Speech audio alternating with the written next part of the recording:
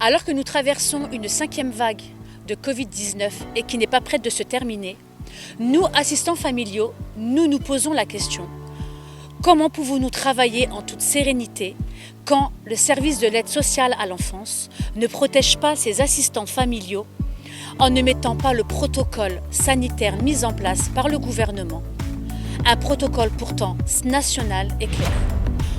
Aucune disposition n'a été prise pour assurer la protection des assistants familiaux qui, eux, ne peuvent prétendre à un télétravail puisque notre domicile est le lieu où nous exerçons notre activité.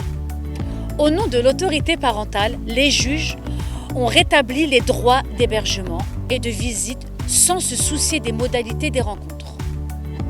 Depuis le début, les assistants familiaux sont en première ligne et la sécurité n'est pas respectée. Le service de l'aide sociale à l'enfance a failli dans sa mission de protection de cette catégorie de salariés en maintenant les visites et hébergements sans pouvoir vérifier la continuité des gestes barrières et sans même demander aux parents de faire un test antigénique avant le retour en famille d'accueil, mettant les assistants familiaux et le lieu d'accueil au sens large en danger en les exposant à la contamination en période de pandémie qui, ne l'oublions pas, n'est pas prête de s'arrêter. Nous sommes à la veille de la rentrée scolaire. Une année vient de se terminer. Une nouvelle année commence, 2022. Aujourd'hui, nous pouvons dire que nous sommes sur 3 ans de Covid. 3 années où les assistants familiaux subissent.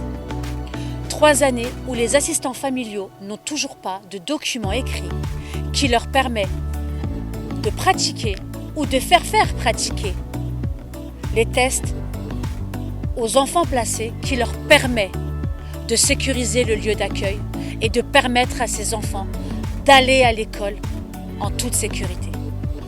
Au nom de tous les assistants familiaux, j'en appelle à tous les présidents de département, aux responsables et directeurs des institutions, territoriales comme associatifs, à prendre leurs responsabilités vis-à-vis de leurs agents assistants familiaux, en garantissant leur droit à une sécurité sanitaire adaptée à l'actuelle pandémie. Merci.